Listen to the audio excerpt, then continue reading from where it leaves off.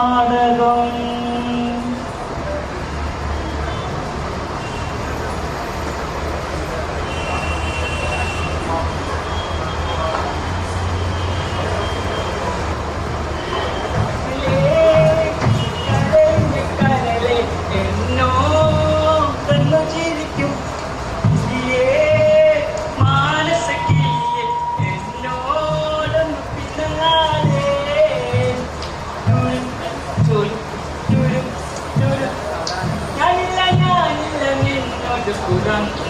ഞാനില്ല നെഞ്ചിരിക്കാൻ അങ്ങനെ നീ കലമാങ്ങി പുറത്തി എന്റെ സ്നേഹിതയാണ് നീ.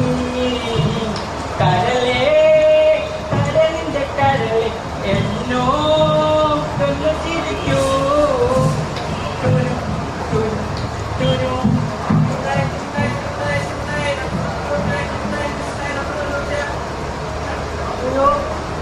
ശങ്കരന്റെ ശബ്ദാലോ കേൾക്കരുത്.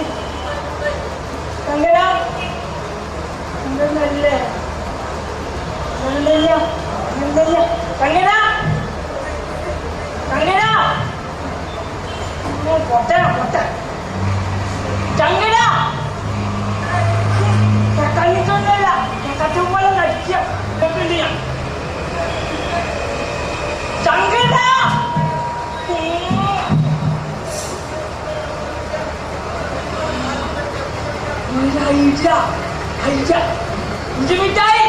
ഇഞ്ചി മിഠായി ഇവിടെ വേണം. ഇഞ്ചി മിഠായി വേണം. ചങ്കേട്ടല്ലോ ചക്ക. ഞാൻ ചങ്കേട്ട് ശബ്ദം കേട്ടിട്ടാണ് വിളിച്ചത്. നിങ്ങൾ ചങ്കേട്ടല്ല, നിങ്ങൾ പൊയ്ക്കോളി. ഇതിന്റെ മൊത്തത്തിന്റെ കണ്ണടയാ ഇത് ചെയ്യുന്നുണ്ടെങ്കിൽ വീശ.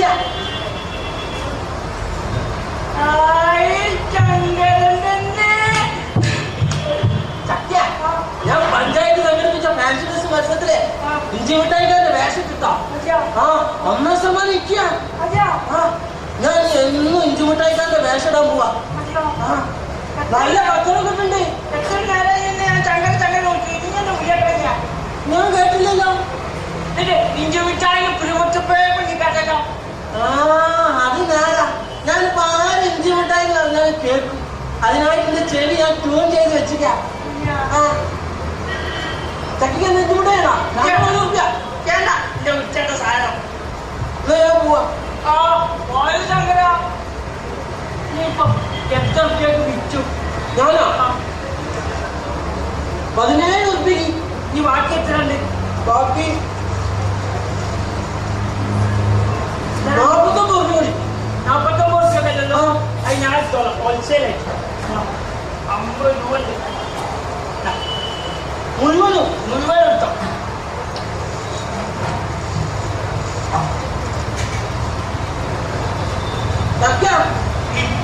ബാക്കി തരാൻ ചില്ലറില്ലല്ലോ. അപ്പൊ നീയപ്പോ പറഞ്ഞ് 17 ഉറുപ്പ്യക്ക് വിറ്റുന്ന്. അതല്ല, 1 ഉറുപ്പ്യ ബാക്കി തരാനില്ല. അത് എനിക്ക് വേണ്ട, നീ എടുത്തോ. അതൊന്നും വേണ്ട. ഈ 2 മിഠായി ഉണ്ടാ ഉണ്ടാ. അത് ആശാരം നിൽക്കുക വേണ്ട.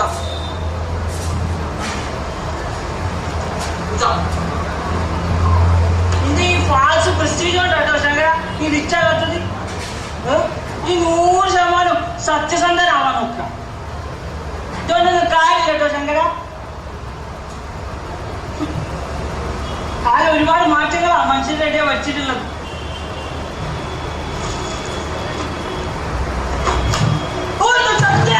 എന്താ ഇത് ചെയ്യാൻ പാടില്ല. നീ കച്ചവടക്കാരനല്ലേ? നിനക്ക് ഇതൊക്കെ നോക്കേണ്ട ആവശ്യമുണ്ടോ? നിനക്ക് സാധനം വിറ്റ് പണം കിട്ടിയോണ്ടോ ലാഭം ഉണ്ടോ എന്നൊക്കെ നോക്കിയാൽ പോലെ. വലിയ ക്രൂരായി പോയി ചക്കിയ. എന്ത് ക്രൂരായി പോയത്? ഇതുപോലെ മിഠായിയൊക്കെ തിന്ന എന്റെ വയറ് കേട്ടിട്ടില്ലേ? വയറ് കേട്ടെന്താ ഞാൻ ഡോക്ടർ കാണിച്ചിട്ടില്ലേ? ഡോക്ടർ കാണിച്ചാ പിന്നെ സ്കാനിങ് നിർബന്ധല്ലേ? 50 ഉറുപ്പീസിന് പകരം എന്റെ ഡാഡിക്ക് 50,000 ചെലവായന. പിന്നെ എന്റെ മുട്ടായി തിന്നുന്നവരൊക്കെ എന്നിട്ട് ആശുപത്രി പോയി കിടക്കല്ലേ. അന്ന് മിണ്ടാതിരിന്റെ ചക്കിയ. എന്താ പറഞ്ഞ? മിണ്ടാതിരി. അല്ലല്ല, അതിന് മുമ്പേ പിന്നെ പറഞ്ഞോ മിണ്ടാതിരിഞ്ഞ. അല്ല മിണ്ടാതെ ഇരുത്തി എന്റെ ചക്കേന്ന് പറഞ്ഞില്ലേ?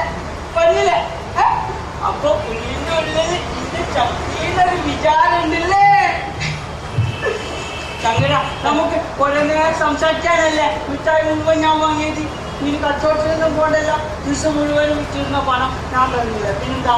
അത് ശരി, നിനക്കൊരു കൂട്ട് വേണ്ടിട്ട് ഇന്ന് മൊത്തം മയക്ക് വാങ്ങിക്കല്ലേ? അതുകൊണ്ട് തന്നെ മിഠായി മുഴുവൻ ഞാൻ വാങ്ങിയത്.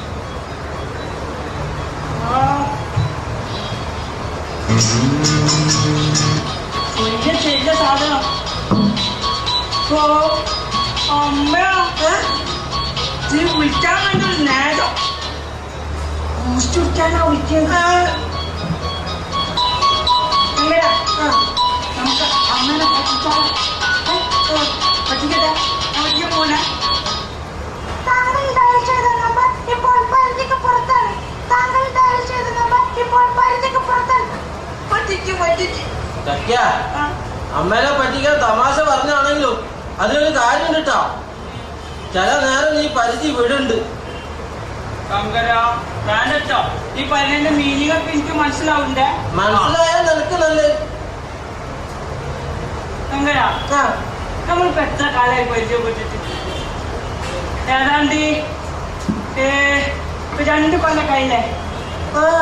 ആദ്യമൊന്നും നീ ഇങ്ങനെ സംസാരിച്ചിരുന്നില്ലല്ലോ. പക്ഷെ ഇപ്പൊ നീ നന്നായിട്ട് സംസാരിക്കുന്നുണ്ടല്ലോ. എന്താ? അത് പിന്നെ ചക്കിന്റെ കൂടല്ലേ സഹവാസം. ചിലപ്പോ ചക്കിന്റെ അസുഖം പകർന്നായിരിക്കും. എനിക്കെന്താ പകർച്ചവ്യാധിയാ? പകർച്ചവ്യാധിന്ന് പറഞ്ഞപ്പോ നീ ചിക്കൻ കുഞ്ഞാന്ന് കുറച്ചിട്ടുണ്ടോ ചമര? ഈ ചിക്കൻ കുഞ്ഞാന്നല്ല പറയാ, ചിക്കുൻ കുഞ്ഞാന്നാ പറയാ. ചിക്കുൻ നമ്മുടെ നാട്ടിൽ നല്ല വിദ്യാഭ്യാസമുള്ളവർ പോലും പറയാ ചിക്കൻ കുഞ്ഞാന്ന. അതല്ലേ നമ്മുടെ നാട്ടിൽ വിദ്യാഭ്യാസം? വിദ്യാഭ്യാസം അല്ല ചക്കിയ, വിദ്യാഭ്യാസം. അതെ ഞാൻ പറഞ്ഞു വിദ്യാഭ്യാസം. അല്ല ചക്കിയ, വിദ്യാഭ്യാസം. ശരിക്കും പറഞ്ഞ എനിക്ക് മലയാളം പ്രൊനൗൺസിയേഷൻ അറിയില്ല. അതുകൊണ്ടല്ലേ എന്നെ TV ചാനലുകാരെ ആങ്കർ ചെയ്യാൻ പറ്റിയത് ഫോണിൻ പ്രോഗ്രാമിലേക്ക്. പക്ഷെ ഞാൻ പോയില്ല. എന്തായോ എന്നോട് പറഞ്ഞോ? ഇല്ല. എന്റെ ഡാഡി പുതിയ ഒരു മലയാള ചാനൽ തുടങ്ങാൻ പോവുകയാണല്ലോ. ഇപ്പൊ നിലവിലുള്ള ചാനൽ പോലെ ഒന്നല്ല, തികച്ചും ഡിഫറെന്റ് ആയിട്ടുള്ള ചാനലാ. എന്തൊക്കെയാണെന്ന് അറിയാത്ത പ്രോഗ്രാംസ്? മെയിനായിട്ട് എന്റർടൈൻമെന്റ്സ് ആണ്. ഫോണിൻ പ്രോഗ്രാം ഉണ്ട്, കോമഡി സീൻസ് ഉണ്ട്, കോമഡി ഷോ ഉണ്ട്, ഫിലിമിലെ റിയാലിറ്റി ഷോ ഉണ്ട്. റിയാലിറ്റി ഷോ എന്ന് പറഞ്ഞാൽ എന്താ അറിയില്ല? എന്നാ നീ സൂക്ഷിച്ചോ. ചിലപ്പോ നീ അറിയാതെ നിന്നെ ക്യാമറ ഇങ്ങനെ പിന്തുടരും. നീ ക്യാമറ കാണില്ല, ക്യാമറ ഒളിപ്പിച്ചു. ക്യാമറ എന്ന് പറഞ്ഞപ്പോ എന്റെ മൊബൈൽ ഫോണിൽ ക്യാമറ ഉണ്ടല്ലോ. ക്യാമറ ഫോട്ടോ എടുക്കാൻ പറ്റും. തന്നെയാ നിന്റെ ഫോട്ടോ വെച്ചേരാം.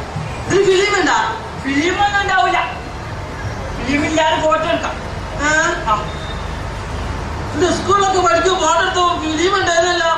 ഇത് ഫിലിമൊന്നും വേണ്ട ശങ്കര, വേണ്ടി നോക്കിക്കോ, ഞാൻ കാണിച്ചു തരാം. നോക്കാം എത്ര ദൂരല്ലേ? അത് സൂം ചെയ്യണം. എന്ത് ദൂരമുള്ളത് അടിച്ചു കാര്യം സൂം ചെയ്യും. നീ പോയി പിന്നെ ഫോട്ടോ എടുക്കാം. നീ എങ്ങോട്ടാ പോയില്ലേ? തെങ്ങുപോയി. അയ്യോ, തെങ്ങിന്റെ മോളിക്കൊന്നും പോകണ്ട, ഇവിടെ നിന്നാ മതി ചന്ദ്ര. ഒരു നോക്കേ, ഒരു നോക്കി. ഞാൻ അടിച്ചു പോയി നോക്കൊന്നും വേണ്ട, ഇവിടെ നിന്ന് നോക്കിയാ മതി. ചിക്കി പേടിപ്പിക്കല ചങ്കര. ശരിക്കിങ്ങനെ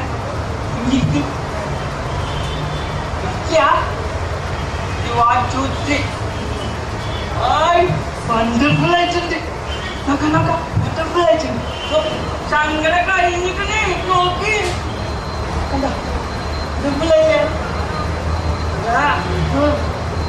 എനിക്ക് ഒരു വീശ വരുന്നുണ്ട് കേട്ടോ. അത് പിന്നെ ചക്കിയ, നമുക്കൊക്കെ പ്രായം കൂടിയതല്ലേ. പ്രായം കൂടാതെ എന്താ നമ്മള് മോളിയും ബാബുന? യു മീൻ ബോബനും മോളിയും? മോളിയും ബോബനും അല്ല ചങ്കര, ബോബനും മോളിയും. ഈ ചങ്കര എപ്പോഴും തല കുത്തനെയാ പോയി. അത് പിന്നെ ലേഡീസ് ഫസ്റ്റ് എന്നല്ലേ? ഞാൻ വിചാരിച്ച പോലെ അല്ലല്ലേ. ഇന്നലെ ശങ്കര എനിക്കും പഴയതുപോലെ അല്ലല്ലോ. പ്രായം ഇങ്ങനെ കുറ്റി പോലെയല്ലേ. തൊട്ടാക്കുട്ടിനെ പ്രായത്തിന് കറക്കില്ലേ ഞാനും. പിന്നെ പ്രശ്നം എന്ത് പ്രശ്നം? നിന്നോടൊക്കെ അല്പം സൂക്ഷിച്ചും കണ്ടേ പെരുമാറാൻ പറ്റും. എന്നാ ഞാൻ പോവാ. പോലെ ശങ്കര. നിന്നോട് വേറെ കാര്യം പറയാൻ ശരിക്കും പറഞ്ഞ അച്ഛനാ നിന്നെ വിളിച്ചത്. എന്താണെന്നോ ഞാൻ പറയട്ടെ? പറയും. അയ്യോ എന്താ ഓർമ്മ കിട്ടില്ലല്ലോ. അയ്യോ മറന്നുപോയി. ഞാൻ ഓർത്തു നോക്കട്ടെ. എന്താണ് നീ? അയ്യോ ഓർക്കടോ. കിട്ടി കിട്ടി. നിനക്ക് എത്ര ഫ്രണ്ട്സ് ഉണ്ട്? ഞാൻ എണ്ണം വെച്ചില്ല. ഇന്ന് എനിക്ക് എത്ര ഫ്രണ്ട്സ് ഉണ്ടല്ലോ?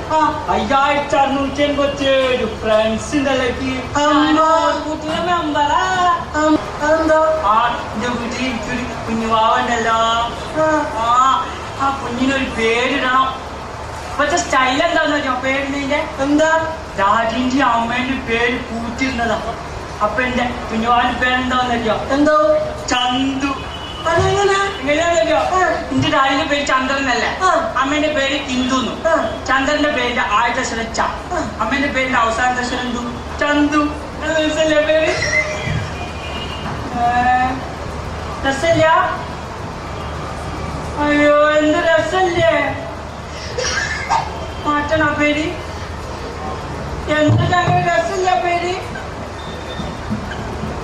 അയ്യോ നീ എന്തിനാ ചിരിക്കണേ? ചക്കിയ, എന്റെ അച്ഛന്റെ പേര് പീതാമൻ എന്നാണ്, അമ്മയുടെ പേര് സാറാന്ന്. അയ്യോ സോറിടാ, ഞാൻ അറിഞ്ഞോണ്ടല്ലോ. ഞാൻ എനിക്ക് ഒരു സാധനം കൊണ്ടുവന്നിട്ട് ഇതെന്താന്ന് പറയും? ഒരു പൊതി. ഈ പൊതിന്റെ ഉള്ളിൽ എന്താന്ന് പറയുമോന്നാ ചോദിച്ചത്. എന്തോ? അതെന്താന്ന് പറയോ? എനിക്കറിയില്ല. ഇതിനൊരു സാധനം ഉണ്ടാവും. വിശ്വാസമാണോ? അപ്പൊ വിശ്വാസം? ഞാൻ പറഞ്ഞ വിശ്വാസം? ഞാൻ വെറുതെ ചോദിച്ചതാ. എന്നാലേ സാധനം എന്താണെന്ന് പറയുക. ഇതിന്റെ വലിപ്പം എത്ര കിട്ടും? ഈ പൊതിന്റെ അത്ര തന്നെ വലിപ്പം. ഈ പൊതിന്റെ അത്ര അല്ല. പിന്നെ പറഞ്ഞ ചെറിയ പൊതി ഇത്ര വലിയ സാധനം ഉണ്ടായിരുന്നു ചക്ക. അപ്പൊ നീ നേരത്തെ പറഞ്ഞില്ല ഞാൻ പറഞ്ഞ വിശ്വാസം. ഇപ്പൊ വിശ്വസിക്കാത്ത? ഇപ്പൊ വിശ്വാസമില്ല. ഇതാ നിന്നെ വിശ്വസിക്കാൻ പറ്റാത്ത. എന്നാ ഞാൻ പ്രൂവ് ചെയ്ത് കാണിച്ചിട്ട് അപ്പൊ വിശ്വസിക്കാം. എന്നാ ചിലപ്പോ ഊതി ഉറുപ്പിയ സാധനം ചെയ്യും. എങ്ങനെ മനസ്സിലായി? അത് പിന്നെ ചക്ക എപ്പോഴും ഊതി പെരുപ്പിച്ചല്ലേ പറയാറ്. അതിന്റെ ഒരു വീക്ക്നെസ് ആയിപ്പോലെ ശങ്കര. എന്നാ ഞാൻ കാണിച്ചേ.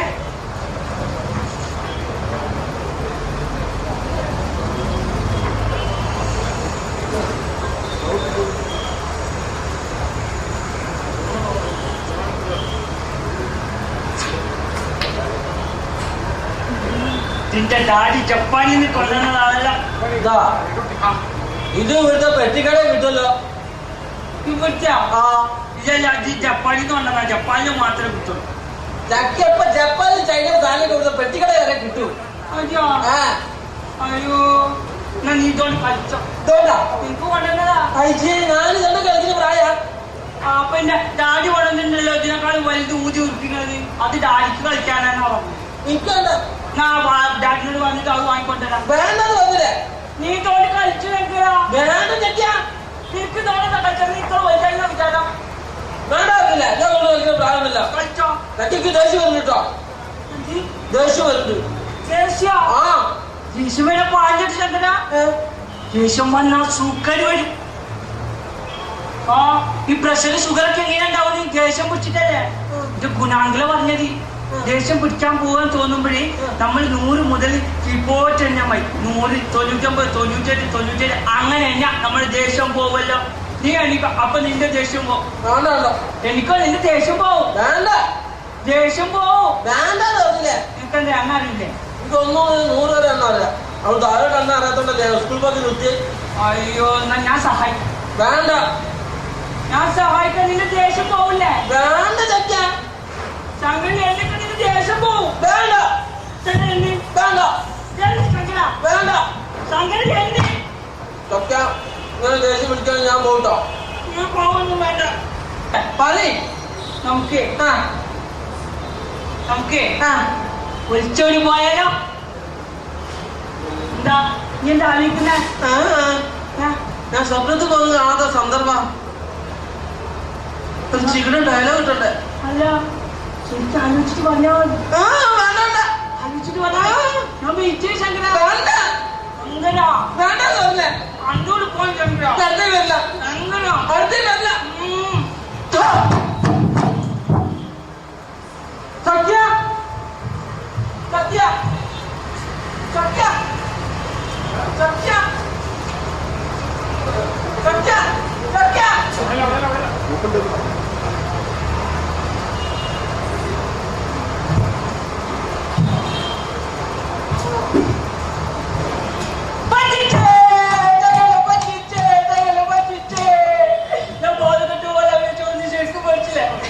അത് പിന്നെ നീ എന്റെ മുമ്പിൽ തോറ്റോ അത് പറ. ഞാൻ നിന്റെ മുമ്പിൽ എന്നും തോറ്റു തരാമെന്നുള്ളത് നിനക്കറിയില്ലല്ലോ. എനിക്ക് ഇത്ര നന്നായിട്ട് അഭിനയിച്ചത് ഞാൻ നിനക്കറിയില്ലല്ലോ. അത് പിന്നെ ചക്കിനെ കണ്ട ആർക്കും അറിയാലോ. അഭിനയം ചക്കിനെ രക്തത്തിൽ അലിഞ്ഞേർന്ന. ആ എന്നിട്ട് ആദ്യം എപ്പോഴും പറയും എന്റെ അമ്മേന്റെ സൈഡിലേക്ക് അഭിനയിച്ചേന്ന്. ഇന്നലെ ശങ്കര കണ്ടോ ഒരേ കട സിനിമ കാണാൻ എന്റെ ആദ്യം അമ്മേനെ വിളിച്ച. അപ്പൊ അമ്മ വരാം, ഞാനില്ല, എനിക്ക് തലവേദനയാണ്. ഇങ്ങനെ എക്സ്പ്രഷനും ആ പാവം ആദ്യം വിശ്വസിച്ചു. എന്റെ അമ്മ തന്നെ പറഞ്ഞാൽ എനിക്ക് മനസ്സിലാവേ. എന്നാ ഞാനൊരു സത്യം പറയട്ടെ, എനിക്കെന്റെ ശങ്കരനോട് മാത്രമേ അഭിനയിക്കാതിരിക്കാൻ പഠിച്ചിട്ടുള്ളൂ. ഞാൻ പലപ്പോഴും ആലോചിക്കും എന്റെ ശങ്കരനെ പോലത്തെ ഒരു ഫ്രണ്ട്സിനൊക്കെ കിട്ടിയില്ലായിരുന്നെങ്കിൽ ഞാൻ എന്താ ചെയ്യാൻ. അപ്പൊ ഞാൻ വല്ല ഹിമാലയത്തിൽ പോയി സന്യസിച്ചാൽ. ഓവറാവണ്ടോ ചക്കിയ എന്ത് ആക്ടിങ്. ഞാൻ അങ്ങനെ സീരിയസ് ആയിട്ട് വരുമ്പോ നീ തമാശ പറയാം. നീ മാത്രം തമാശ ചക്കിയ ചക്കിയ. എനിക്ക് അച്ഛനാണ് ഇഷ്ടം, അമ്മയാണ് കൂടുതൽ ഇഷ്ടം. എനിക്ക് അമ്മേനെ കൂടുതൽ ഇഷ്ടം. എന്താ? നിന്റെ അമ്മേനെ നിന്റെ അമ്മയ്ക്ക് അറിയായിരുന്നോ നീ വയറ്റിലുള്ളപ്പോ തന്നെ ആൺകുട്ടിയാണെങ്കിൽ? അറിയില്ലല്ലോ. പക്ഷെ എന്റെ അമ്മയ്ക്ക് അറിയായിരുന്നല്ലോ ഞാൻ പെൺകുട്ടിയാണ് വയറ്റിലുള്ളപ്പോ തന്നെ. അതെങ്ങനെ? സ്കാൻ ചെയ്ത് നോക്കിയടാ. എന്നിട്ട് ആകെ ചർച്ചയായി. മാമിച്ചാലാര് വിളിച്ചപ്പോ എന്റെ അമ്മ പോയതാണല്ലോ. എന്നിട്ട് സ്റ്റുഡിയോയിൽ നീണ്ട ചർച്ചയായിരുന്നു ഭ്രൂണഹത്യയുടെ വിഷയം. എന്നിട്ട് എന്റെ അമ്മ ഭ്രൂണഹത്യക്ക് എതിരായിട്ടാ സംസാരിച്ചു. പിന്നെ ഞാൻ പുതിയ സിനിമ കണ്ടിട്ടുണ്ടല്ലോ. ഏത്? മമ്മൂട്ടി മോഹൻലാലൊക്കെ അല്ല, സുരേഷ് ഗോപിയൊക്കെ അല്ല. 2020 അല്ല, തിരക്കഥ. തിരക്കഥയാ? അതില് മോഹൻലാലും മമ്മൂട്ടിയൊക്കെ ഉണ്ട്. അതില് അവരുടെ പ്രസൻസ് നമുക്ക് ഫീൽ ചെയ്യും. എല്ലാരും പ്രസൻസ് നമുക്ക് ഫീൽ ചെയ്യല്ലോ. അതാ രഞ്ജിത്തേട്ടന്റെ ഡയറക്ടോറിയൽ കുറിക്കെന്ന് പറഞ്ഞ തിരക്കഥ. തിരക്ക് തരുന്ന കഥ അല്ല ചങ്കര. തിരക്കഥ എന്ന് പറഞ്ഞ എന്താണെന്നറിയോ? സിനിമയുടെ കഥാരൂപമാണ് തിരക്കഥ. സിനിമയുടെ കഥാരൂപ. അപ്പൊ ഈ തിരക്കഥ എന്ന് പറഞ്ഞ സിനിമയുടെ പേരാണ്. ഇതെന്താന്ന് പറയാ കഥ? ശ്രീവിദ്യാമന്റെ കഥയാ. ശ്രീവിദ്യാമ്മ ക്യാൻസർ പിടിച്ചിട്ട് ഹോസ്പിറ്റലിൽ മരിക്കാൻ കിടന്നപ്പോ കമലാസെ കാണാൻ ചെല്ലില്ലേ? അതുപോലത്തെ ഒരു സീന് ഇതിലുണ്ട്. അനൂപേനും പ്രിയമ്മനെ കാണാൻ ചെല്ലുന്നത്. പക്ഷെ ഇതിൽ വിറ്റെന്താന്ന് ശങ്കര, ഇത് സിനിമ സംവിധായകനായിട്ട് അഭിനയിക്കുന്ന പൃഥ്വിരാജാണ് നായകൻ. ഈ നായകൻ പറയും ഇവരുടെ ജീവിതകഥ വിറ്റ് കാശാക്കാൻ പാടില്ല. പക്ഷെ ശങ്കര ഈ സിനിമയിൽ മുഴുവൻ ഈ കഥയല്ലേ കാണിക്കുന്നത്. എന്തല്ലേ എന്നിട്ട് അവര് ഈ കഥ വിറ്റിട്ട് കാശാക്കും. എന്താല്ലേ സിനിമക്കാര? അത് പിന്നെ പോലെ അങ്ങനെ തന്നെയാ. ലൈംഗിക രോഗങ്ങൾക്കെതിരെ സെക്സ് ഉള്ള സിനിമ എടുക്കും, വയലൻസിനെതിരെ വയലൻസ് ഉള്ള സിനിമ എടുക്കും. ഈ കുട്ടി എവിടെ പോയി കിടക്കാം?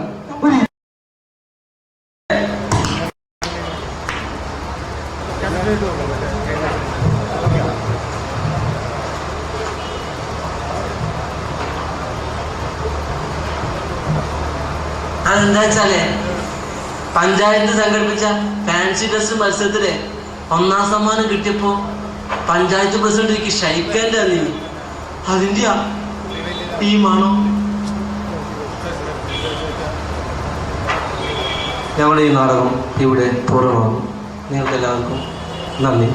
ഈ DC ബുക്സ് ഫെസ്റ്റിവലോടനുബന്ധിച്ച് ഞങ്ങൾക്ക് ഇവിടെ അവസരം തന്ന ഇതിൻ്റെ സംഘാടകരോടും പിന്നെ ഇത്ര നേരം ഞങ്ങളുടെ പരിപാടി വീക്ഷിച്ച എല്ലാ മാന്യപ്രേക്ഷകരോടും ഞങ്ങൾ നന്ദി രേഖപ്പെടുത്തുന്നു. എൻ്റെ പേര് ഷെറിൽ. എൻ്റെ കൂടെ അഭിനയിച്ചത് മിയാൻദാർ. ഞങ്ങളുടെ കൂടെ സഹകരിക്കുന്ന മറ്റേ വ്യക്തി ജനീൽ. കോഴിക്കോട് മലം നാടകവേദിയുടെ നാടകമാണ് ചക്കി ശങ്കർ ഞങ്ങളിവിടെ അവതരിപ്പിച്ച്. നന്ദി.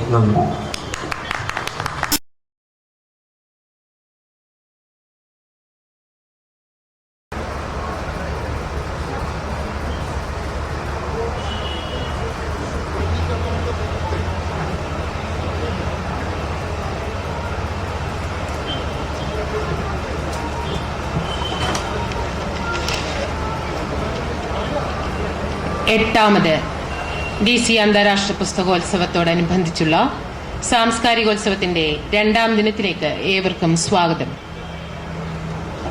മലയാളത്തിൻ്റെ സാംസ്കാരിക അനുഭവങ്ങളെ കാലോചിതമായി മാറ്റിത്തീർക്കുകയും സർഗാത്മകമാക്കുകയും ചെയ്തവയാണ് DC അന്താരാഷ്ട്ര പുസ്തകോത്സവങ്ങൾ. തിരുവനന്തപുരം, കോഴിക്കോട്, ബാംഗ്ലൂർ എന്നിവിടങ്ങളിൽ സംഘടിപ്പിച്ച പുസ്തകമേളകൾ ലോകോത്തരമായ സാംസ്കാരിക അന്തരീക്ഷമാണ് DC ബുക്സ് വായനാ സമൂഹത്തിന് പരിചയപ്പെടുത്തിയത്. ഇന്ത്യയിലും വിദേശത്തുമുള്ള 300-ലധികം പ്രസാധകരുടെ 10 ലക്ഷത്തോളം തലക്കെട്ടുകളാണ് ഈ മേളയുടെ ഭാഗമായി DC ബുക്സ് പ്രദർശിപ്പിച്ചിട്ടുള്ളത്. വിശിഷ്ടമായ 3 ചടങ്ങുകളാണ് ഈ വേദിയിൽ ഇന്ന് നടക്കുന്നത്. മലയാളത്തിൽ ജനിക്കുകയും ജീവിക്കുകയും വിശ്വത്തോളം വളരുകയും ചെയ്ത വിഖ്യാതനായ എഴുത്തുകാരൻ ശ്രീ വൈക്കം മുഹമ്മദ് ബഷീറിനെ കുറിച്ചുള്ള സ്മൃതിയാണ് ആദ്യം. ഓർമ്മകൾ പങ്കിടുന്നത് നിത്യസുഗന്ധികളായ കഥകൾ മലയാളത്തിന് നൽകിയ പ്രിയപ്പെട്ട കഥാകാരൻ ശ്രീ T. പത്മനാഭൻ. തുടർന്ന് ബഷീറിന്റെ ജീവചരിത്രകാരനും പ്രശസ്ത നിരൂപകനും അധ്യാപകനുമായിരുന്ന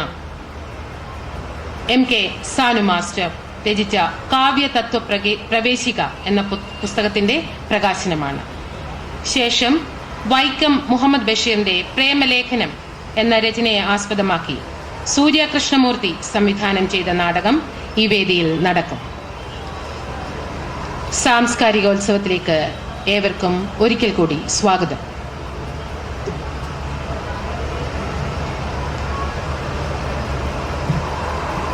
ഔപചാരികമായി സ്വാഗതം ആശംസിക്കുന്നത് DC ബുക്സിന്റെ എഡിറ്റോറിയൽ സമിതി അംഗമായ ശ്രീ രാമദാസ്. പ്രിയപ്പെട്ടവരെ, 8ാമത് DC അന്താരാഷ്ട്ര പുസ്തകോത്സവത്തിൻ്റെ ഈ സാംസ്കാരിക സന്ധ്യയിലേക്ക് ഏവർക്കും സ്വാഗതം. ഇന്ന് ബഷീർ ദിനമായാണ് ആചരിക്കുന്നത്. ശതാബ്ദി ആഘോഷങ്ങളുടെ അലയൊലികൾ ഇന്നും കേരളത്തിൽ എങ്ങും അടങ്ങിയിട്ടില്ല. ഇപ്പോഴും പലയിടങ്ങളിലും ബഷീർ ഓർമ്മകൾ നിറഞ്ഞു നിൽക്കുകയാണ്. കഴിഞ്ഞ തവണ ഇതേ വേദിയിൽ ഡോക്ടർ E. ആഷറാണ് അനുസ്മരണം നടത്തി. ഇന്ന് നമുക്ക് അനുസ്മരണം നടത്താൻ കിട്ടിയത് മലയാളത്തിൻ്റെ പ്രിയപ്പെട്ട കഥാകാരൻ T. പത്മനാഭൻ സാറാണ്. ഇന്ന് ഈ ചടങ്ങിൽ 2 ചടങ്ങുകളാണ് പ്രധാനമായി നടക്കുന്നത്. ഒന്ന് ബഷീർ സ്മൃതിയും മറ്റൊന്ന് MK സാനു മാസ്റ്റർ എഴുതിയ കാവ്യതത്വ പ്രവേശിക എന്ന് പഠനഗ്രന്ഥത്തിൻ്റെ പ്രകാശനം. ഈ ചടങ്ങിലേക്ക് ഔപചാരികമായി സ്വാഗതം ആശംസിക്കുക എന്നുള്ളതാണ് എൻ്റെ കർത്തവ്യം. ഞാൻ ആ കർത്തവ്യത്തിലേക്ക് കടക്കട്ടെ. ഇന്ന് ചടങ്ങിന് അധ്യക്ഷത വഹിക്കുന്നത് എഴുത്തുകാരനും നിയമസഭാ സാമാജികനുമായ ശ്രീ KV തോമസ് MLA ആണ്. അദ്ദേഹം DC ബുക്സിൻ്റെ ഉറ്റ സുഹൃത്തു കൂടിയാണ്. അദ്ദേഹത്തെ ഈ ചടങ്ങിലേക്ക് സ്വാഗതം ചെയ്യും. പിന്നെ സ്വാഗതം പറയാനുള്ളത് മലയാളത്തിൻ്റെ കഥാകാരൻ T. പത്മനാഭനാണ്. മലയാളി എന്നും ഓർക്കുന്ന ഒരുപിടി കഥകൾ മലയാളത്തിന് സമ്മാനിച്ച കഥാകൃത്താണ് T. പത്മനാഭൻ. ശേഖൂട്ടി, പ്രകാശം പരത്തുന്ന പെൺകുട്ടി, പുഴ കടന്ന് മരങ്ങളുടെ ഇടയിലേക്ക്, ഭഗൻ സിംഗിൻ്റെ മരണം, മലയാളി എന്നും ഓർക്കുന്ന നിത്യഹരിതങ്ങളായ അനവധി ചെറുകഥകൾ മലയാളത്തിന് സമ്മാനിച്ച കഥാകൃത്താണ് അദ്ദേഹം. അദ്ദേഹത്തെ ഈ ചടങ്ങിലേക്ക് സ്നേഹപൂർവ്വം ക്ഷണിക്കുന്നു. ഇന്നിവിടെ പ്രകാശനം ചെയ്യുന്ന കാവ്യതത്വ പ്രവേശിക എന്ന കൃതിയുടെ ഗ്രന്ഥകാരനായ സാനു മാസ്റ്ററും പുസ്തകം ഏറ്റുവാങ്ങുന്ന സാംസ്കാരിക വിമർശകൻ സുനിൽ P. ഇളയടും ഈ ചടങ്ങിലേക്ക് വന്നുകൊണ്ടിരിക്കുകയാണ്. നിമിഷത്തിനകം ഇവിടെ എത്തുമെന്ന് അറിയിച്ചിട്ടുണ്ട്. ഇരുവർക്കും സ്വാഗതം പറഞ്ഞുകൊണ്ട് അധ്യക്ഷ പ്രസംഗത്തിനായി KV തോമസ് MLA സാറെ സ്നേഹപൂർവ്വം ക്ഷണിക്കുന്നു.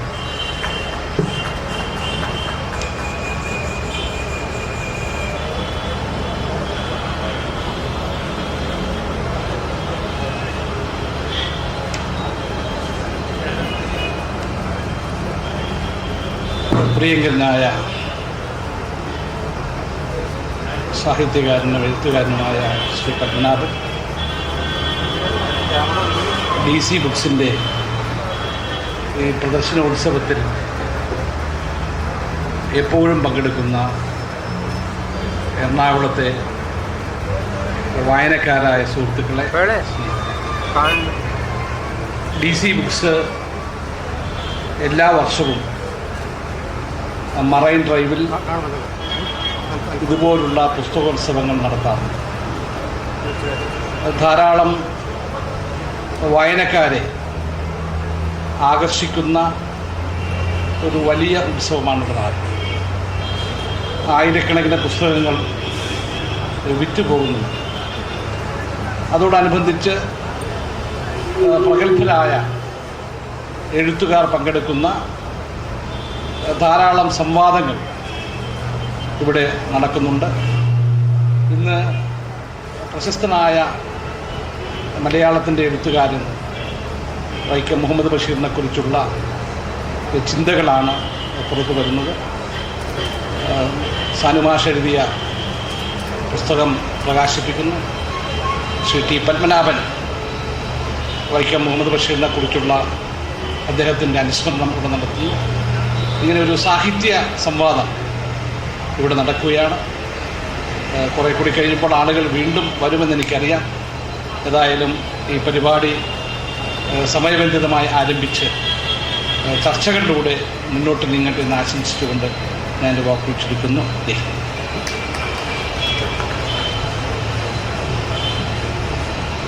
നന്ദി തോമസ്. അടുത്തത് ബഷീർ സ്മൃതിയാണ്. ഓർമ്മകൾ പങ്കിടുന്നതിനായി പ്രിയപ്പെട്ട കഥാകാരനായ പത്മനാഭൻ സാറിനെ ആദരപൂർവ്വം ക്ഷണിക്കും.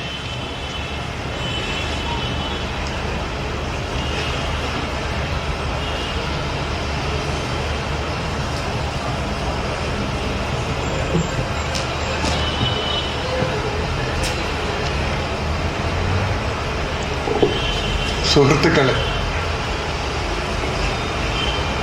വൈക്കം മുഹമ്മദ് ബഷീറുമായി വ്യക്തിപരമായ അടുത്ത ബന്ധങ്ങളൊന്നും എനിക്കുണ്ടായിരുന്നില്ല. അദ്ദേഹത്തെ കണ്ടത് തന്നെ ചുരുക്കം പ്രാവശ്യം മാത്രമേ ഉണ്ടായിരുന്നു. എങ്കിലും ആ കൃതികളുമായി വളരെ ചെറുപ്പത്തിൽ തന്നെ ബന്ധപ്പെടാനുള്ള ഭാഗ്യമുണ്ടായിരുന്നു. ബഷീറിനെ കുറിച്ച് പറയുമ്പോൾ ഞാൻ ഓർക്കുന്നത് അദ്ദേഹത്തിൻ്റെ ചില സവിശേഷതകളാണ്. ഏറ്റവും പ്രധാനപ്പെട്ട ഒരു സവിശേഷത നമ്മുടെ നവോത്ഥാന കഥാകൃത്തുക്കളിൽ ഏറ്റവും കുറവെഴുതിയത് വൈക്കം മുഹമ്മദ് ബഷീറാണ്. തകഴിയോ കേശവദേവോ അതുപോലുള്ള മറ്റ് സാഹിത്യകാരന്മാരും എഴുതിയതുമായി തട്ടിച്ചു നോക്കുമ്പോൾ അദ്ദേഹത്തിൻ്റെ വോളിയം വളരെ ചെറുതായി. പക്ഷെ എന്നിട്ടും അദ്ദേഹം മരിച്ചിട്ട് വർഷങ്ങളേറെയായി. പക്ഷേ മരണമില്ലാത്ത ഒരു മനുഷ്യനാണ് അദ്ദേഹം. ഇപ്പോഴും മലയാള സാഹിത്യത്തിൽ ജീവിച്ചുകൊണ്ടിരിക്കുന്നു. ഇത്രയും കുറച്ചെഴുതി ഇത്രയും ഖ്യാതി നേടിയ മറ്റൊരു സാഹിത്യകാരന് നവോത്ഥാന കാലത്തോ അതിന് മുമ്പോ പിമ്പോ നമുക്ക് വേറെ കാണിക്കുവാൻ കഴിയുന്നില്ല. വൈക്കം ബഷീർ കുറച്ച് എഴുതുക മാത്രമല്ല ചെയ്തത്, താനുമായി അടുത്തിടപെട്ട സാഹിത്യകാരന്മാരോട്, വളരെ അടുത്തവരോട്, സാഹിത്യ വിദ്യാർത്ഥികളോട് ഭാവിയിൽ എഴുത്തുകാർ ആകുവാനുള്ള എല്ലാ സാധ്യതകളും ഉണ്ട് എന്ന് അദ്ദേഹം വിശ്വസിച്ചിരുന്നവരും ബഷീർ എന്നും പറയാറുള്ള ഒരു കാര്യമുണ്ടായിരുന്നു: വളരെ കുറച്ചെഴുതുക, ആലോചിച്ചെഴുതുക, വീണ്ടും വീണ്ടും വായിച്ച് തെറ്റുതിരുത്തി നിങ്ങൾക്ക് പൂർണ്ണമായും സംതൃപ്തി വന്നു കഴിഞ്ഞാൽ മാത്രം എഴുതുക. ഇത് അദ്ദേഹം ഓഞ്ഞിക്കര റാഫി തുടങ്ങിയ അദ്ദേഹത്തിൻ്റെ സുഹൃത്തുക്കൾക്ക് എഴുതിയ കത്തുകളിൽ നിന്ന് നമുക്ക് കാണുവാൻ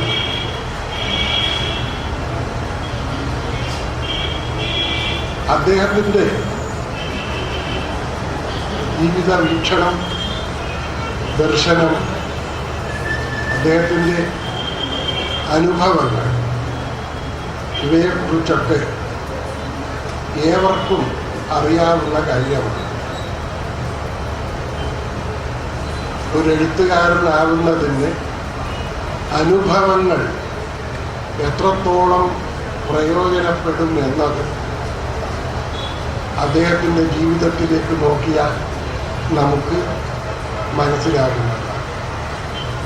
വളരെയധികം അരഞ്ഞു തിരിഞ്ഞതിന് ശേഷമാണ് വൈക്കം മുഹമ്മദ് ബഷീർ ഒരു സാഹിത്യകാരനായത്. അദ്ദേഹം എത്ര വലിയ സാഹിത്യകാരനായിരുന്നു എന്നതിന് ഒരു മനുഷ്യൻ എന്ന പേരിലുള്ള അദ്ദേഹത്തിൻ്റെ ഒരു കൊച്ചു കഥയുണ്ട്. വളരെ ചെറിയ കഥ. അദ്ദേഹത്തിൻ്റെ ജീവിത ദർശനം മുഴുവനും പ്രതിഫലിക്കുന്ന മഹത്തായ ഒരു കൃതിയാണ് ഒരു മനുഷ്യൻ.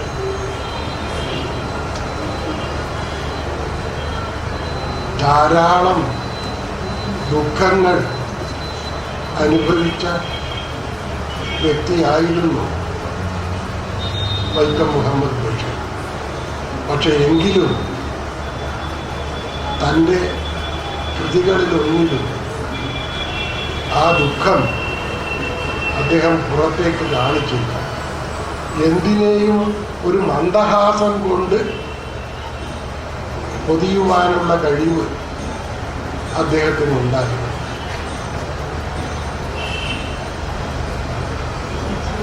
ഞാൻ നേരത്തെ പറഞ്ഞു, അദ്ദേഹം വളരെ കുറച്ച് മാത്രം എഴുതിയത് തന്നെ വീണ്ടും വീണ്ടും വായിച്ച് കൊല്ലങ്ങളോളം മണിപ്പുറ തീർത്ത് കഴിഞ്ഞതിന് ശേഷമേ അദ്ദേഹം പ്രസിദ്ധീകരിക്കുവാൻ വിട്ടിട്ടുള്ളൂ എന്ന്. ഇതിന് അപവാദമായി ഒരു കൃതിയുണ്ട്. അത് പാത്തുമ്മയുടെ ആട് എന്ന അദ്ദേഹത്തിൻ്റെ വിഖ്യാതമായ നോവലാണ്. നോവൽ എന്ന് പറയാം, അല്ലെങ്കിൽ ഒരു നീണ്ട കഥ എന്നും പറയാം. ഇത് മുഴുവനും അദ്ദേഹം മാനസികമായ രോഗത്തിന് അടിപെട്ട് ഒരു ആശുപത്രിയിൽ കിടക്കുന്ന സമയത്താണ് എഴുതിയത്. ഈ പുസ്തകം മാത്രം അദ്ദേഹം വളരെ കാലം പ്രസിദ്ധീകരിക്കാതെ വെക്കുകയോ വീണ്ടും വീണ്ടും പകർത്തി എഴുതുകയോ ഒന്നും ചെയ്തിട്ടില്ല. എഴുതിയ പടി തന്നെയാണ് അത് പ്രകാശനത്തിന് അയച്ചു കൊടുത്തത്. ലോക ചരിത്രത്തിൽ തന്നെ പൂർണ്ണമായും ഭ്രാന്താശുപത്രിയിൽ നിന്ന് എഴുതിയ ഒരു കൃതി വേറെ ഉണ്ടോ എന്ന് സംശയമാണ്. നമ്മുടെയൊക്കെ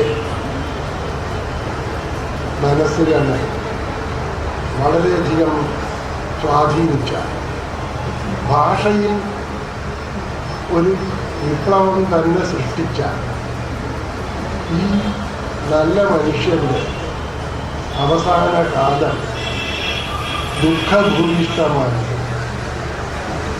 പല പല ആരോപണങ്ങളും നമ്മുടെ സാഹിത്യകാരന്മാർ അദ്ദേഹത്തിൻ്റെ നേർക്ക് ഒളിഞ്ഞും തെളിഞ്ഞും തൊടുത്തുവിടുകയുണ്ടായി. പ്രധാനമായ ഒരു ആരോപണം, അദ്ദേഹം ഒരു സാഹിത്യ ചോരനാണ്, മോഷ്ടാവാണ്. മറ്റുള്ള സാഹിത്യകാരന്മാരുടെ കൃതികൾ മോഷ്ടിച്ച് എഴുതുന്ന സ്വന്തമാക്കുന്ന ആളാണ് എന്നാണ്. അദ്ദേഹം ഒരു മുസ്ലിം സാഹിത്യകാരൻ മാത്രമാണ്. അതിൽ തന്നെ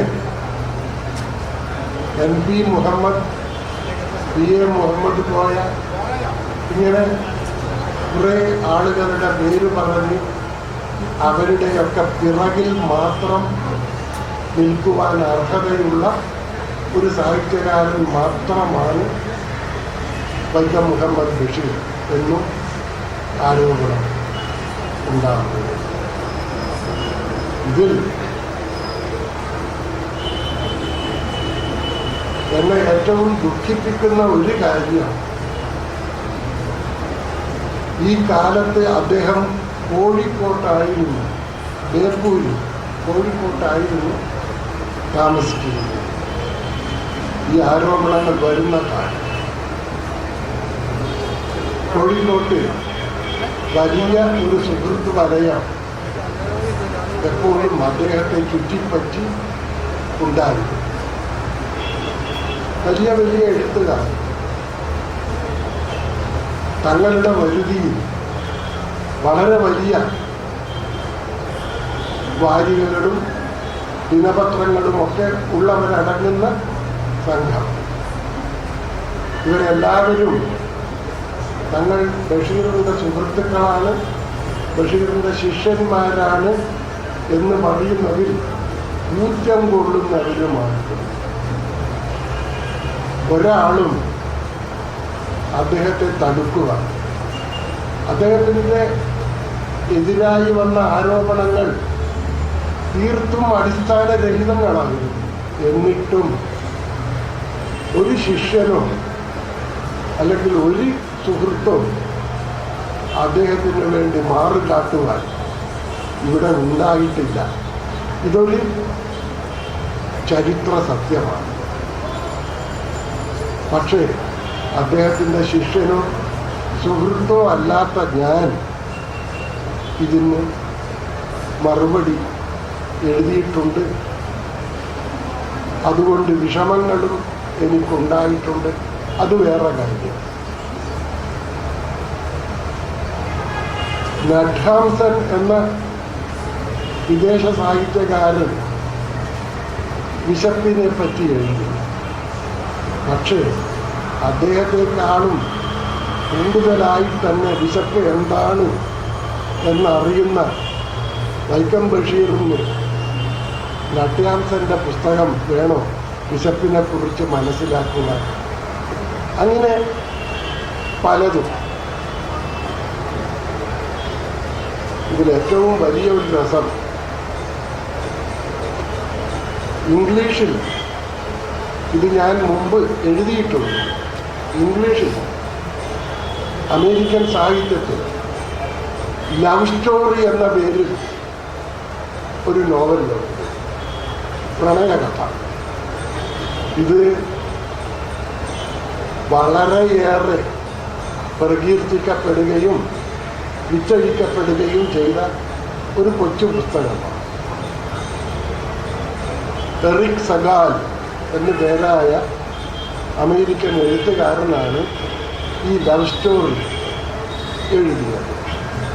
ഇത് പിന്നീട് സിനിമയായപ്പോഴും അമേരിക്ക കണ്ട ഏറ്റവും വലിയ വിജയങ്ങളിൽ ഒന്നായിരുന്നു. ഇതിൻ്റെ അടിസ്ഥാനത്തിൽ എന്തുകൊണ്ടോ ആരും വൈക്കം മുഹമ്മദ് ബഷീറിൻ്റെ ബാല്യകാല സഖി എറിക് സഗാലിൻ്റെ പ്രണയകഥയിൽ നിന്ന് മോഷ്ടിച്ചതാണ് എന്ന് പറയുകയുണ്ടായില്ല. ഇതിൻ്റെ ഏറ്റവും വലിയൊരു തമാശ, എറിക് സഗാലിൻ്റെ ലവ് സ്റ്റോറിയിലും വൈക്കം മുഹമ്മദ് ബഷീറിൻ്റെ ബാല്യകാല സഖിയിലും സമാനമായ എത്രയോ സന്ദർഭങ്ങളും എത്രയോ പാത്രങ്ങളുമുണ്ട്. വളരെയധികം സാമ്യം നമുക്ക് ഇതിൽ കാണുവാൻ കഴിയും. എന്തുകൊണ്ടാണെന്ന് അറിയില്ല. ഇദ്ദേഹത്തിൻ്റെ നേർക്ക് അപവാദ ശരങ്ങൾ തൊടുത്തുവിടാൻ തയ്യാറായ നമ്മുടെ എഴുത്തുകാരും ഇത് ഉന്നയിച്ച് കണ്ടില്ലല്ലോ എന്ന് ഞാൻ അത്ഭുതപ്പെട്ടിട്ടുണ്ട്. ഒരുപക്ഷെ എറിക് സഗാളിൻ്റെ ഈ പുസ്തകം അവർ കണ്ടു കാണില്ലായിരിക്കാം. പക്ഷേ ഇതിലെ ഏറ്റവും വലിയ തമാശ, വൈക്കം മുഹമ്മദ് ബഷീർ ബാല്യകാല സഖി എഴുതുമ്പോൾ എറിക് സഗാൾ വള്ളി നിക്കറിട്ട് നടന്നിരുന്ന 5 or 6 വയസ്സായ ഒരു കുട്ടിയായിരുന്നു. അതായിരുന്നില്ലെങ്കിൽ തീർച്ചയായും നമ്മിൽ ഏറെ പേരും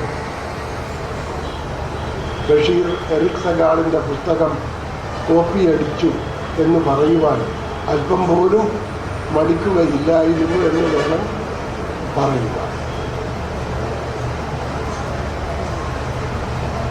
ബഷീറിൻ്റെ ജന്മശതാബ്ദി ഇപ്പോൾ ഇന്ത്യക്കകത്തും വെളിയിലുമൊക്കെ ധാരാളമായി കൊണ്ടാടപ്പെടുന്നു.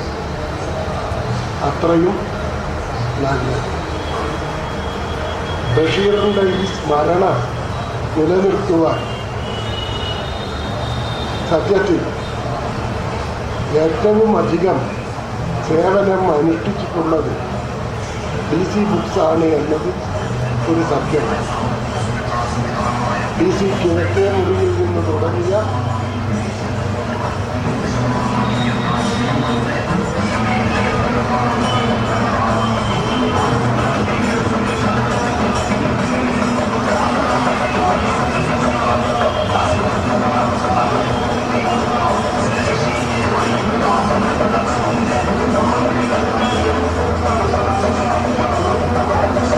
കിഴക്കേ മുറി ചെയ്ത സേവനങ്ങളുടെ ഫലമായിട്ടാണ്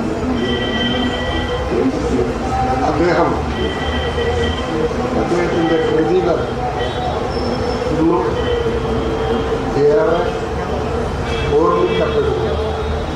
കൃതികൾ മഹത്താണ്, അനശ്വരങ്ങളാണ്.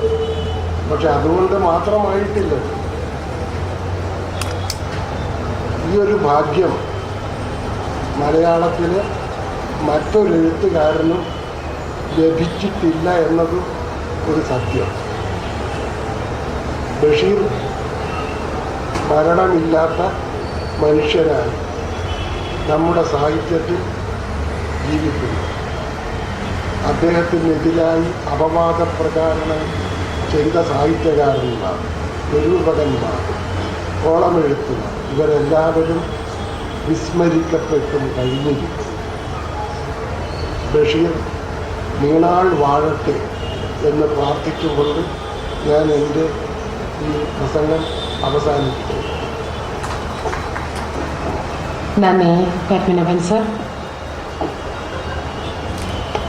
പ്രൊഫസർ MK സാനു മാസ്റ്റർ അദ്ദേഹം രചിച്ച കാവ്യ തത്വപ്രവേശിക എന്ന പുസ്തകത്തിൻ്റെ പ്രകാശനമാണ് അടുത്തതായി നടക്കാൻ പോകുന്നത്. സാഹിത്യകലയുടെ അടിസ്ഥാന തത്വങ്ങൾ സാധാരണക്കാർക്കും സാഹിത്യ വിദ്യാർത്ഥികൾക്കും പരിചയപ്പെടുത്തുന്ന പഠന ഗ്രന്ഥമാണ് കാവ്യ തത്വപ്രവേശിക. പുസ്തക പ്രകാശനത്തിനായി ശ്രീ KV തോമസ് MLA സ്വീകരിക്കുന്നതിനായി പ്രശസ്ത സാംസ്കാരിക നിരൂപകൻ ശ്രീ സുനിൽ P. ഇളയിടത്തെയും ക്ഷണിക്കുന്നു.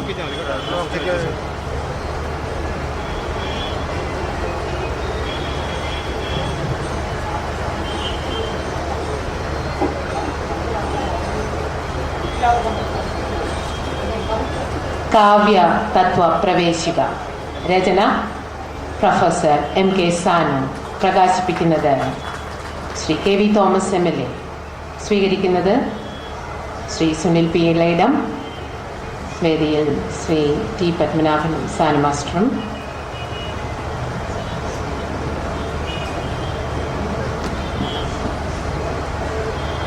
സാനു മാസ്റ്റർ ഇപ്പോൾ നമ്മോട് സംസാരിക്കുന്നതാണ്.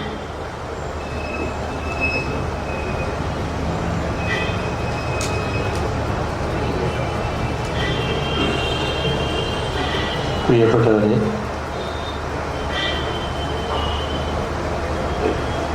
8ാമത് അന്താരാഷ്ട്ര പുസ്തകോത്സവത്തെക്കുറിച്ച്, അതിൻ്റെ പ്രാധാന്യത്തെക്കുറിച്ച് ഇന്നലെ പ്രസംഗിക്കാൻ എനിക്ക് അവസരം ലഭിച്ചു.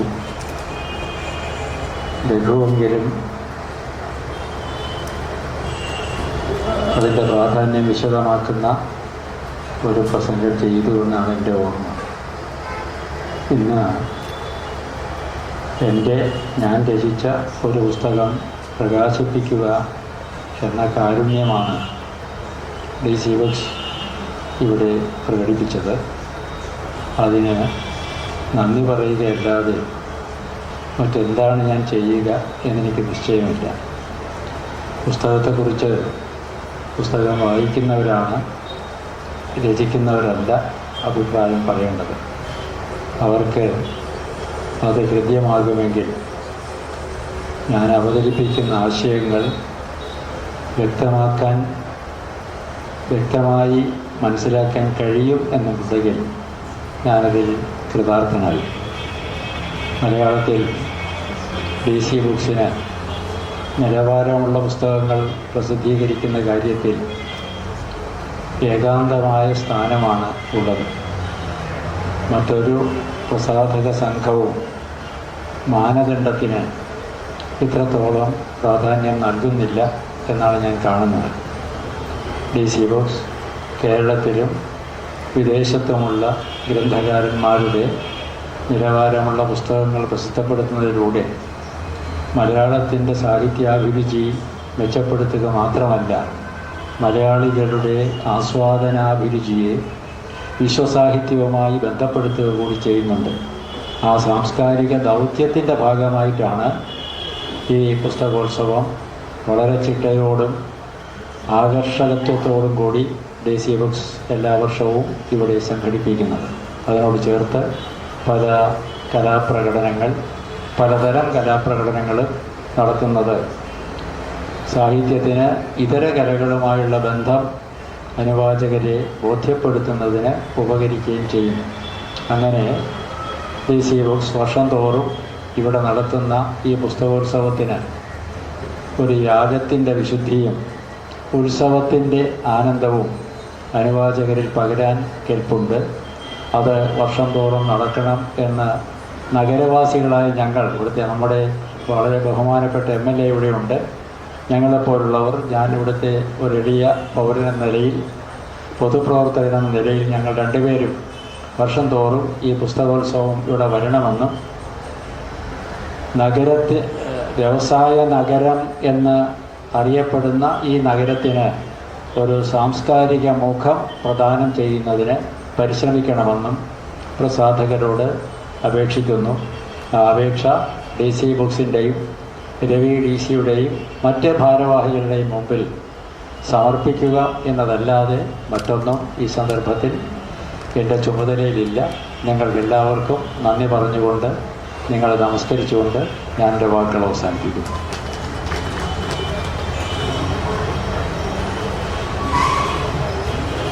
നന്ദി സാനു മാസ്റ്റർ. ഇപ്പോൾ നമ്മോട് സംസാരിക്കുന്നത് പ്രശസ്ത സാംസ്കാരിക നിരൂപകനായ ശ്രീ സുനിൽ P. ഇളയിടമാണ്. അദ്ദേഹത്തെ സ്നേഹപൂർവ്വം ക്ഷണിക്കുന്നു.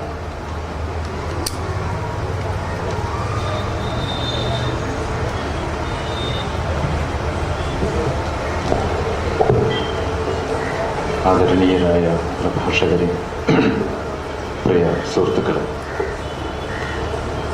സാനു മാസ്റ്ററുടെ കാവ്യതത്വപ്രവേശിക എന്ന ഗ്രന്ഥത്തിൻ്റെ പ്രകാശന ചടങ്ങിൽ സംബന്ധിക്കാനും ആ പുസ്തകം ഏറ്റുവാങ്ങാനും കഴിഞ്ഞത് ആഹ്ലാദകരമായ ഒരു കാര്യമാണെന്ന് ഞാൻ ആദ്യമേ പറയട്ടെ.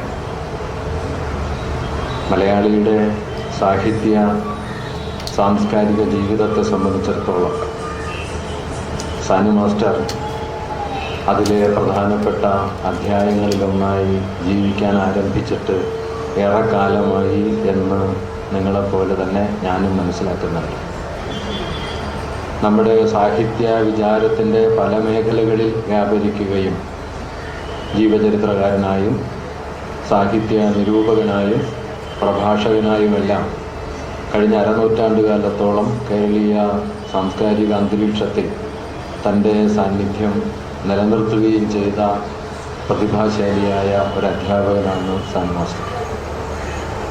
ഇന്നിവിടെ പ്രകാശിപ്പിക്കപ്പെട്ട ഗ്രന്ഥം ഞാൻ വായിച്ചു നോക്കിയിട്ടില്ല, ഇപ്പോഴാണ് ഞാനത് കണ്ടത്. അതുകൊണ്ട് ഗ്രന്ഥത്തിൻ്റെ ഉള്ളടക്കത്തെ സംബന്ധിച്ച് എന്തെങ്കിലും പറയാൻ ഞാൻ പൊതുവെ അശക്തനാണ്.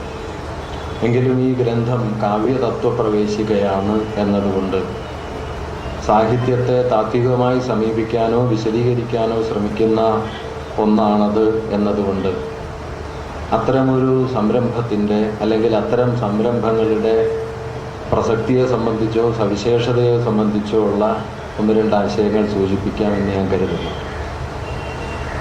സാഹിത്യത്തെ സംബന്ധിച്ച് ഉള്ള മൗലികമായ ഒരു വസ്തുത അത് ഏതെങ്കിലും ഒരു തരത്തിലുള്ള സൈദ്ധാന്തിക സംഗ്രഹണത്തിന് വഴങ്ങാത്ത ഒന്നാണ് എന്നതാണ്. സൈദ്ധാന്തികമായി സംഗ്രഹിക്കാൻ കഴിയാത്തത് തന്നെയാണ് ജീവിതവും.